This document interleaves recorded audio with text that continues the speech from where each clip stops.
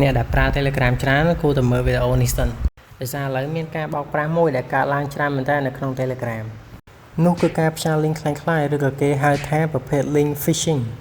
link ទាំងអស់ហ្នឹងគឺជនបោកប្រាស់ប្រើវាដើម្បីលួចទៅលើព័ត៌មានសំខាន់ផ្សេងៗពីយើងហើយជាពិសេសហ្នឹងគឺគណនី Telegram របស់យើងតែម្ដងហើយប្រភេទ link ទាំងអស់ហ្នឹងភាគច្រើន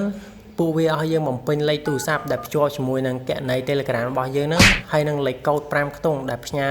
ទៅកាន់លេខទូរស័ព្ទរបស់យើងដែលពួកវាអាចយកលេខកូដហ្នឹងដើម្បីព្យាយាមចូលទៅកាន់គណនី Telegram របស់យើងហើយដើម្បីការពារគណនី Telegram របស់យើងហ្នឹងយើងគ្រាន់តែកុំចុចទៅលើ link ផ្ដេសផ្ដាស់ link ណាដែលមិនមានប្រភពច្បាស់លាស់ហើយអ្នកណាគេផ្ញើ link អីផ្ដេសផ្ដាស់មកយើងកុំចុចវា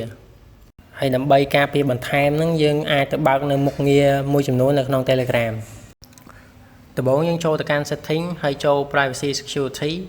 យើងមើលនៅកន្លែង security ហ្នឹងយើងបើកលើគេហ្នឹងមកគឺ two step verification ហ្នឹងហើយវីដេអូយើងក៏ចប់តែប៉ុណ្ណឹង